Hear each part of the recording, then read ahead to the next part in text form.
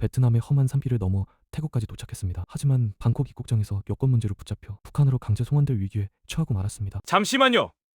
바로 그 절체절명의 순간 전혀 예상치 못한 누군가가 나타나 이 가족의 운명을 바꿔놓았습니다. 과연 누가 어떤 말 한마디로 이 가족을 구했을까요? 지금부터 그 이야기를 들려드리겠습니다. 이 영상이 도움이 되셨다면 구독과 좋아요 부탁드립니다.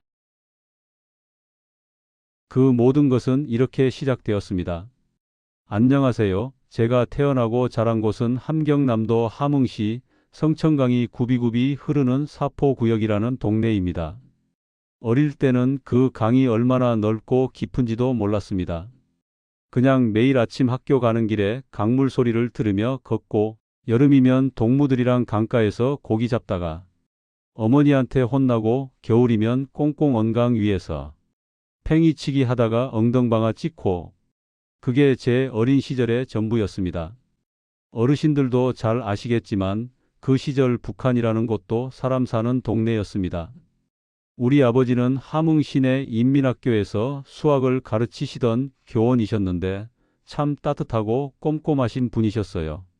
퇴근하시면 늘 제 숙제를 봐주셨고 명절 때면 성천 강변에 나가 가족이 함께 앉아 어머니가 싸오신 도시락을 먹곤 했습니다. 어머니는 함흥냉면 솜씨가 동네에서 소문났는데 지금도 그 맛이 눈에 선합니다. 메밀 반죽을 손으로 눌러 뽑아낸 면에 동치미 국물을 자작하게 붓고 그 위에 삶은 달걀 반쪽을 올려주시던 그 모습이요. 제가 외무성에 들어가게 된 건 25살 때였습니다. 아버지 은사님의 소개로 외무성 시험을 받고 운 좋게 붙었습니다. 지금으로 치면 외교부 공무원이라고 하면 되겠네요. 처음엔 그게 얼마나 대단한 자리인지도 잘 몰랐습니다. 그냥 국가를 위해 열심히 일해야겠다. 그 생각뿐이었어요. 그때는 정말로 체제를 의심하지 않았습니다. 아침마다 위대한 수령 동지 만세를 외치고 사상 학습 시간에 고개를 끄덕이고 배급표를 들고 식량을 타다 먹으면서도 그게 당연한 줄 알았습니다. 배급이라는 게 여러분도 혹시 기억하실지 모르겠는데 일제강점기 때 배급하던 것처럼 국가가 정해진 양만큼 식량을 나눠주는 제도입니다. 쌀이 모자라면 옥수수 가루로 대신하고 그것도 모자라면 감자로. 그래도 당시에는 그게 다 나라가 챙겨주는 거라고 믿었습니다. 그러다 90년대 중반에 접어들면서 배급이 조금씩 줄기 시작했습니다. 외무성 직원들도 예외가 없었어요. 한 달치 배급이 보름치로 줄고 그게 또 열흘치가 되고 동료들 얼굴이 하나둘씩 수척해졌습니다. 그때서야 처음으로 마음 한켠에 작은 의문 하나가 들었습니다. 나라에서 챙겨준다더니 왜 이렇게 되는 걸까? 그 작은 물음이 씨앗이 될 줄은 그때는 꿈에도 몰랐습니다. 제가 외무성에 들어가기 전부터 알던 친구가 있었습니다. 명철이라고 성천강변 같은 동네에서 자란 어릴 때부터 단짝이었죠. 저는 외무성으로 갔고 명철이는 함흥 시내 양곡 창고에서 일했습니다. 둘 다 성실하게 살았어요. 명절이면 서로 집에 들러 밥도 먹고 아이들 자라는 이야기도 나누고 그냥 평범한 이웃이었습니다. 그런데 90년대 후반 이른바 고난의 행군이 절정에 달하던 시절이었습니다. 배급이 완전히 끊기다시피 하고 동네마다 굶어서 쓰러지는 사람들이 생겨나던 때였어요. 명철이도 마찬가지였습니다. 아이가 셋이었는데 먹일 것이 없었던 거죠. 그날 저는 출장에서 돌아오는 길에 우연히 마을 광장 앞을 지나쳤습니다. 사람들이 웅성웅성 모여 있었어요. 처음엔 무슨 행사인 줄 알았습니다. 그런데 가까이 가보니 차마 말로 다 못하겠습니다. 명철이가 거기 서 있었어요. 손이 등 뒤로 묶인 채로. 제목은 양곡 창고에서 쌀 몇 줌을 집에 가져간 것이었습니다. 굶는 아이들한테 먹이려고. 그것뿐이었어요. 그게 죄라고 사람들 앞에서 공개 처형을 한 겁니다. 저는 그 자리에서 다리가 풀렸습니다. 어르신들 6.25 때도 이런 일이 있었다고 들으셨습니까? 저희 부모님 세대도 전쟁통에 별걸 다 보셨다 하셨는데 그분들도 이런 건 못 봤을 거라고 했습니다. 아이들 굶길까봐 쌀 한 줌 집어간 사람을 이웃들이 다 보는 앞에서 그날 저녁 집에 돌아와서 아무것도 먹지 못했습니다. 아내가 왜 그러냐고 물었지만 말이 안 나왔어요. 그냥 누워서 천장만 바라봤습니다. 그때 처음으로, 정말 처음으로 생각했습니다. 뭔가 잘못되었다고. 아니, 잘못된 게 아니라 처음부터 이게 옳지 않았던 건 아닐까 하고. 우리 아버지는 늘 말씀하셨어요. 나라를 믿어라, 당을 믿어라, 그러면 굶지 않는다고. 저도 그 말을 믿었습니다. 외무성에 들어가서도 해외에 나가서 다른 세상을 조금씩 엿보면서도 그래도 우리나라가 틀리지는 않았다고, 우리 체제가 우리를 지켜준다고 믿었습니다. 그런데 명철이는 아이들을 지키려다 갔습니다. 나라가 지켜주기는커녕 나라가 그를 데려간 겁니다. 그날 이후로 잠을 제대로 못 잤습니다. 외무성에 출근해서 사상 학습 시간에 앉아 있으면 강사 목소리가 귀에 들어오지 않았어요. 머릿속에서는 계속 그 광장이 떠올랐습니다. 묶인 손, 수척한 얼굴, 그리고 아무 소리도 못 내고 고개만 떨구고 서 있던 명철이. 자식 걱정하는 마음이 죄가 된다면 이게 대체 무슨 세상인가? 저도 아들 철민이가 있었습니다. 그 아이 얼굴을 보면서 나는 저렇게 되지 않겠다고, 아니 저렇게 만들지 않겠다고 마음속 깊은 곳에서 무언가가 조용히 꿈틀거리기 시작했습니다. 아직은 결심이 아니었습니다. 그냥 혼란이었어요. 믿었던 것과 눈으로 본 것 사이에서 저는 한동안 길을 잃은 사람처럼 살았습니다. 이대로는 살 수 없다는 생각이 든 건 아내가 쓰러지던 그날 밤이었습니다. 명철이를 잃고 나서도 저는 계속 외무성에 다녔습니다. 겉으로는 아무렇지 않은 척 했어요. 사상 학습 시간에 고개를 끄덕이고 동료들과 점심을 먹고 보고서를 쓰고 그렇게 하루하루를 버텼습니다. 그런데 속은 달랐어요. 뭔가 단단히 금이 간 채로 그 틈이 조금씩 벌어지고 있었습니다. 설상가상으로 2000년대 초반부터 아내 순이가 몸이 안 좋아지기 시작했습니다. 처음엔 그냥 피로인 줄 알았어요. 밥도 잘 못 먹고 자꾸 어지럽다고 하더니 어느 날 저녁 부엌에서 그냥 픽 쓰러져 버렸습니다. 달려가서 안아 일으키는데 얼굴이 허옇게 질려 있었어요. 손이 얼음장처럼 차가웠습니다. 병원에 데려가야 하는데 그게 말처럼 쉽지가 않았습니다. 북한에서 병원이라는 게 여러분이 생각하시는 그런 곳이 아닙니다. 의사는 있어도 약이 없어요. 주사기는 있어도 주사약이 없고 청진기로 진찰은 하는데 처방전을 써줘도 약국에 약이 없습니다. 약 하나를 구하는 게 하늘의 별 따기였어요. 그나마 장마당이라고 우리로 치면 재래시장 같은 곳인데 거기 가면 중국에서 몰래 들여온 약이 가끔 나오긴 했습니다. 그런데 그게 똥값이 어마어마했어요. 외무성 직원 한 달 월급으로도 변변한 약 한 보름치를 못 샀으니까요. 어머니 생각이 나더라고요. 저희 어머니도 무릎이 안 좋으셨는데 평생 제대로 된 치료 한 번 못 받으시고 그냥 참고 사셨거든요. 그게 당연한 줄 알았는데 이제 제 아내까지 그 꼴이 되는 건가 싶으니까 가슴이 무너졌습니다. 그 무렵 외무성 안에서도 무서운 일이 있었습니다. 저와 같은 부서에서 일하던 리 부국장이라는 분이 계셨어요. 일도 잘하고 사람도 좋아서 후배들한테 인기가 많았습니다. 그런데 어느 날 갑자기 출근을 안 하시더니 다음 날 들리는 소문이 보이부에 끌려갔다는 거였습니다. 제목은 불순사상 유포라고 했는데 나중에 알고 보니 술자리에서 배급이 왜 이렇게 줄었냐고 한마디 했던 게 화근이었다고 하더라고요. 옆 동네 이장님이 모든 걸 다 들여다보고 한마디 잘못하면 잡아가는 것처럼 직장에서도 집에서도 늘 누군가 지켜보고 있었습니다. 동료가 동료를 신고하고 이웃이 이웃을 감시하는 세상이었어요. 아들 철민이 대학 입시를 앞두고 있을 때였습니다. 그 녀석이 얼마나 열심히 공부를 했는지 밤마다 책상 앞에 앉아 새벽까지 불을 켜놓고 있었어요. 그런데 담임 선생님한테서 넌지시 연락이 왔습니다. 철민이 성적은 좋은데 출신 성분 문제로 좋은 대학 배치가 어려울 수 있다는 말이었어요. 출신 성분. 할아버지 때부터 내려오는 계급 분류입니다. 아버지가 교원이었던 게 손자 세대까지 발목을 잡는 겁니다. 그 말을 듣는 순간 머릿속이 하얘졌습니다. 아이한테 무슨 죄가 있습니까? 열심히 살았는데 태어난 것 자체가 죄가 되는 세상이라니. 그날 밤 잠든 철민이 얼굴을 오래 들여다봤습니다. 자식한테 이 세상을 물려줄 수는 없다. 그 생각이 처음으로 선명하게 돌처럼 단단하게 마음속에 자리를 잡았습니다. 죽을 각오로 결심한 건 어머니 산소 앞에서였습니다. 2014년 가을이었습니다. 그 무렵 저는 외무성 본부에서 감시 대상이 되어 있었어요. 직접적인 계기는 따로 있었습니다.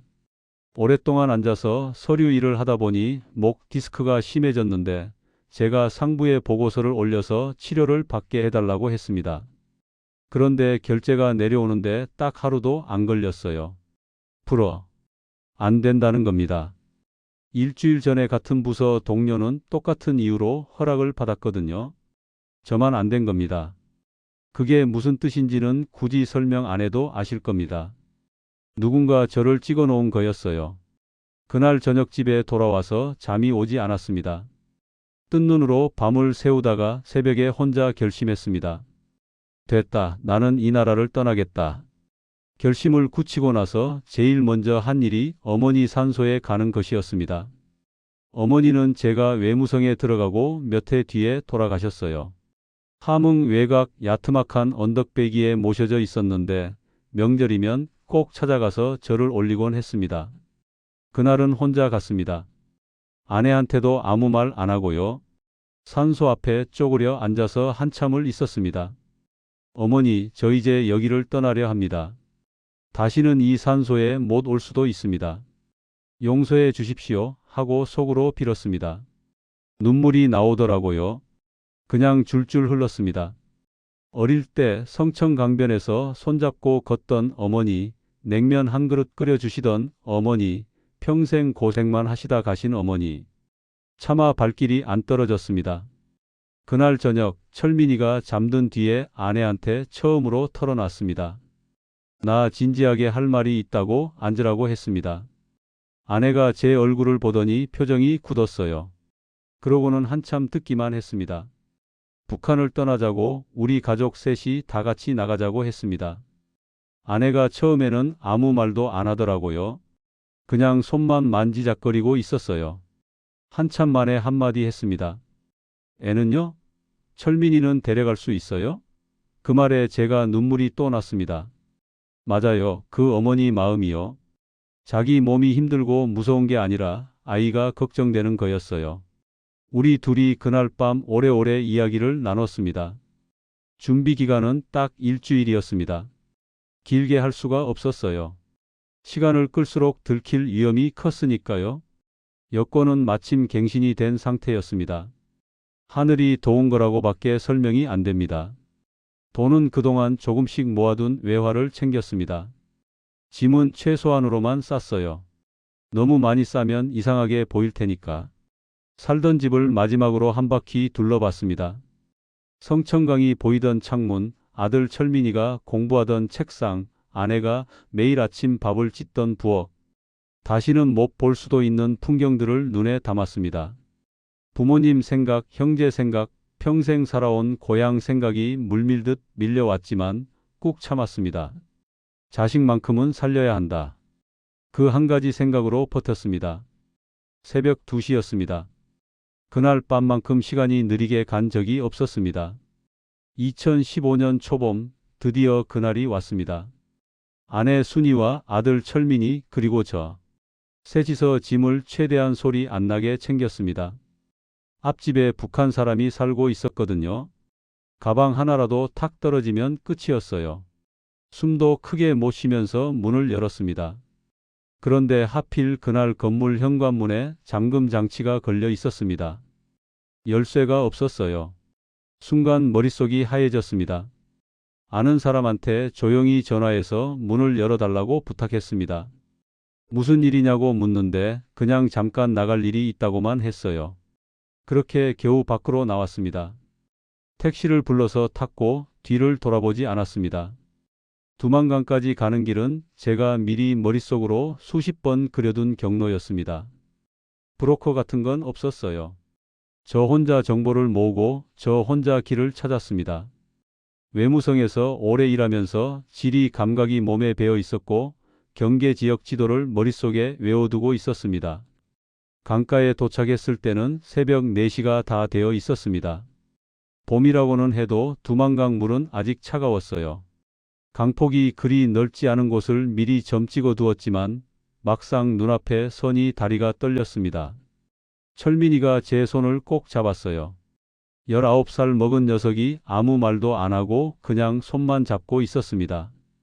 그 손이 얼마나 차갑고 또 얼마나 따뜻했는지. 건너기 직전에 탐조등이 훅고 지나갔습니다.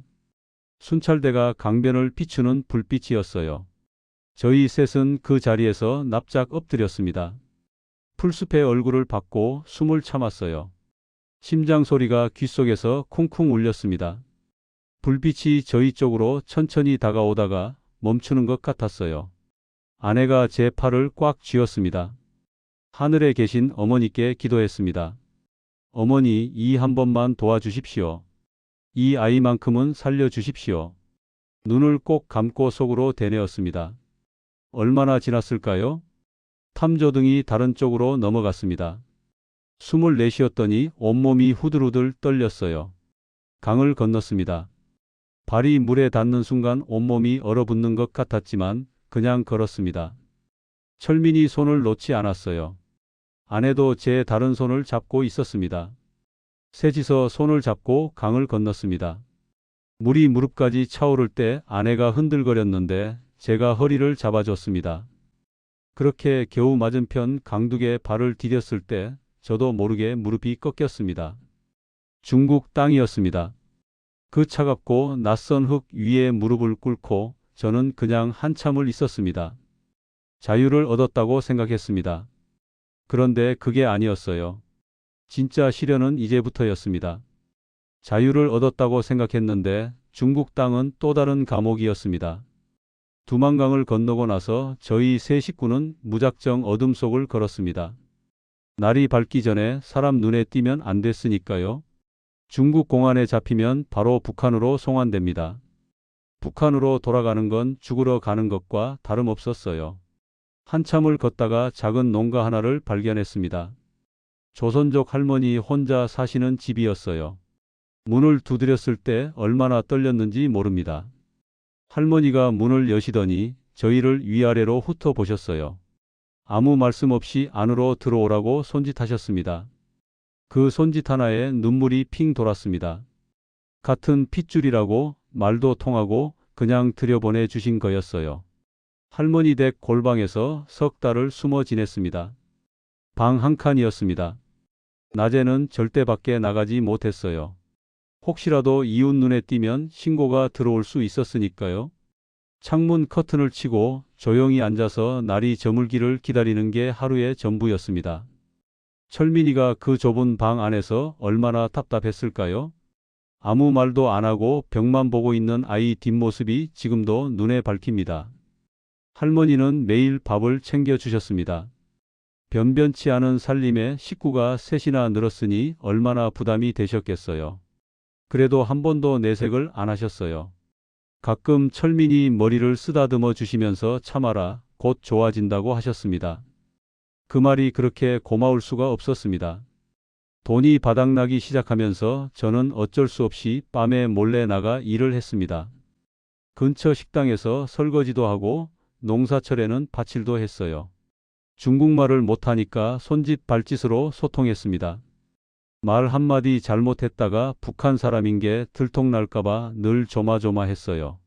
입을 꾹 다물고 시키는 일만 묵묵히 했습니다. 외무성에서 외교관 생활을 하던 사람이 밤중에 식당 뒷골목에서 그릇을 닦고 있었습니다. 서럽다는 생각보다는 그냥 살아야 한다는 생각이 더 컸어요. 그래도 이웃들이 몰래 도와주곤 했습니다. 조선족 아주머니 한 분이 쓰다 남은 옷가지를 슬쩍 가져다 주시기도 하고 드시다 남은 음식을 싸서 문 앞에 두고 가시기도 했어요. 말 한마디 없이 그냥. 그런 작은 손길들이 저희를 버티게 해줬습니다. 전환점이 된 건 한국 선교사님을 만나면서였습니다. 할머니 소개로 연결이 됐어요. 선교사님은 이 지역에서 오래 활동하신 분이었는데 저희 사정을 듣더니 한국으로 갈 수 있는 방법을 알아봐 주시겠다고 하셨습니다. 그 말을 듣는 순간 아내가 손으로 입을 막고 울었어요. 저도 눈물을 참느라 혼났습니다. 선교사님은 루트를 알려주시고 필요한 것들을 조용히 도와주셨습니다. 이름도 모르고 어디 계신지도 모르지만 지금도 그분 은혜를 잊지 못합니다. 중국 땅에서 만난 그분이 없었다면 저희 가족의 이야기는 거기서 끝났을지도 모릅니다. 한국행 길이 열리기 시작했습니다. 이제 마지막 관문만 남았습니다. 대한민국 국민입니다. 그 한마디가 저희 가족을 살렸습니다. 선교사님이 알려주신 루트는 중국에서 베트남을 거쳐 태국으로 가는 길이었습니다. 동남아시아를 빙 돌아가는 먼 길이었지만 당시 탈북자들이 한국으로 가는 거의 유일한 통로였어요. 육로로 국경을 넘고 또 넘고 낯선 나라 낯선 말 속에서 숨어서 이동하는 길이었습니다. 베트남까지 가는 길이 제일 힘들었습니다. 산길을 몇 날 며칠 걸어야 하는 구간이 있었는데 아내 순이가 중간에 발목을 삐었어요. 그래도 멈출 수가 없었습니다. 제가 등에 업고 걸었습니다. 50이 다 된 나이에 아내를 업고 산길을 넘었어요. 무겁다는 생각보다는 그냥 가야 한다는 생각뿐이었습니다. 철민이가 옆에서 짐을 다 들고 묵묵히 따라왔어요. 그 녀석 그때 얼마나 컸는지 모릅니다. 태국에 들어서면서 가슴이 조금 트였습니다. 태국까지 오면 한국 대사관에 연락할 수 있다는 걸 알고 있었어요. 그런데 방콕 공항 입국장에서 그만 이민국 직원들한테 붙잡히고 말았습니다. 여권 문제였어요. 저는 외교관 여권이었는데 이민국 직원이 이상하다고 느낀 모양이었어요. 따로 불려가서 신문을 받았습니다. 방 안에 혼자 앉혀졌습니다. 아내와 철민이는 바깥에 있었고요. 유리창 너머로 아내 얼굴이 보였는데 공포에 질려 있었어요.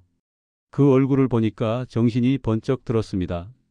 무슨 일이 있어도 여기서 무너지면 안 된다고 이를 악물었습니다. 신문하는 직원한테 저는 차분하게 말했습니다. 저는 대한민국 대사관에 연락하고 싶다고. 대한민국 대사관 직원을 불러달라고. 처음에는 들은 척도 안 했어요. 돌려보내겠다는 말만 반복했습니다. 쿠바로 혹은 북한으로 돌려보내겠다고. 그 말이 얼마나 무서웠는지 모릅니다. 여기까지 와서 다시 그리로 돌아간다는 건 생각만 해도 눈앞이 캄캄했습니다. 저는 포기하지 않았습니다. 계속 요청했어요. 대사관에 연락해달라고, 제발 한 번만 연락해달라고. 1시간쯤 지났을까요? 문이 열리면서 대한민국 대사관 직원분이 들어오셨습니다. 그분이 하신 말씀은 딱 한마디였습니다. 이분은 대한민국 헌법에 따른 우리 국민입니다. 우리가 보호합니다. 그 말 한마디에 방 안에 있던 이민국 직원들이 아무 말도 못했습니다. 저는 그 순간 눈물을 참을 수가 없었어요. 나라가 나를 버릴 거라고 생각했는데 나라가 나를 찾아온 겁니다. 살면서 그렇게 든든한 한마디를 들어본 적이 없었습니다. 바깥에 있던 아내와 철민이한테 달려가서 셋이 그냥 부둥켜 안고 울었습니다. 말이 필요 없었어요. 이제 됐다. 이제 진짜 됐다. 한국행 비행기가 기다리고 있었습니다. 처음 한국 땅을 밟던 날 저는 한참 동안 그 자리에 서 있었습니다. 인천공항에 내렸을 때가 2015년 늦봄이었습니다. 비행기 문이 열리고 공항 안으로 들어서는데 눈앞이 멍해졌어요. 사람들이 얼마나 많은지, 얼마나 밝은지, 얼마나 빠른지. 다들 저마다 어딘가를 향해 씩씩하게 걸어가고 있었습니다. 아무도 저를 쳐다보지 않았어요. 그게 또 그렇게 낯설었습니다. 평생 누군가의 시선을 의식하며 살아왔는데 여기서는 아무도 관심이 없는 거예요. 하나원이라는 탈북자 정착 교육시설에 입소했습니다. 거기서 처음으로 대한민국이 어떤 나라인지를 배웠어요. 사실 배운다기보다는 눈으로 직접 보고 몸으로 느꼈다는 말이 맞겠습니다. 문화 충격이라는 게 이런 건가 싶었습니다. 하나원 근처 편의점에 처음 갔을 때였어요. 새벽 2시에 문이 열려 있었습니다. 그게 그렇게 신기할 수가 없었어요. 북한에서는 해가 지면 가게 문이 다 닫힙니다. 그런데 여기는 밤새 불이 켜져 있고 뭐든지 살 수 있었어요. 과자며 음료며 즉석 음식이며 진열대에 물건이 넘쳐 흘렀습니다.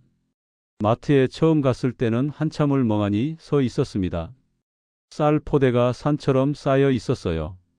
평생 쌀 한 줌이 귀해서 아끼고 아끼던 사람이 쌀이 저렇게 쌓여 있는 걸 보니까 그냥 그 자리에서 눈물이 났습니다. 명철이 생각이 났어요. 쌀 몇 줌 때문에 떠나간 명철이가 말이 통하는 것 같으면서도 또 안 통하는 게 신기했습니다. 같은 한국말인데 억양이 다르고 쓰는 단어가 달랐어요. 처음에는 사람들이 하는 말을 못 알아들어서 얼마나 당황했는지 모릅니다. 철민이는 젊으니까 금방 적응하더라고요. 텔레비전 보면서 혼자 따라하고 친구도 금방 사귀고 그 모습을 보면서 얼마나 흐뭇했는지 모릅니다. 이 아이 하나 때문에 왔는데 이 아이가 이렇게 살아가는 모습을 볼 수 있으니까요. 음식도 달랐습니다. 처음에 먹은 된장찌개가 너무 짜서 놀랐어요. 그래도 한국 음식이 싫지는 않았습니다. 그래도 같은 민족이니까 입맛 밑바닥 어딘가에 비슷한 게 있는 것 같았어요. 지금 저는 경기도의 작은 아파트에서 살고 있습니다. 아내 순이는 건강을 많이 회복했고 철민이는 대학에 다니고 있어요. 이 나라에서는 출신 성분 같은 게 없으니까 그 아이 실력대로 갈 수 있었습니다. 그게 제일 감사합니다. 가끔 밤에 잠이 안 오면 성천강 생각을 합니다. 어머니 산소 생각도 하고요. 북에 두고 온 형제들이 어떻게 살고 있는지 아직 살아 계신지도 모릅니다. 그리움이라는 게 세월이 지나도 옅어지지 않더라고요. 오히려 어떤 날은 더 진해집니다. 여러분, 통일이 됐으면 좋겠습니다. 거창한 이야기가 아니에요.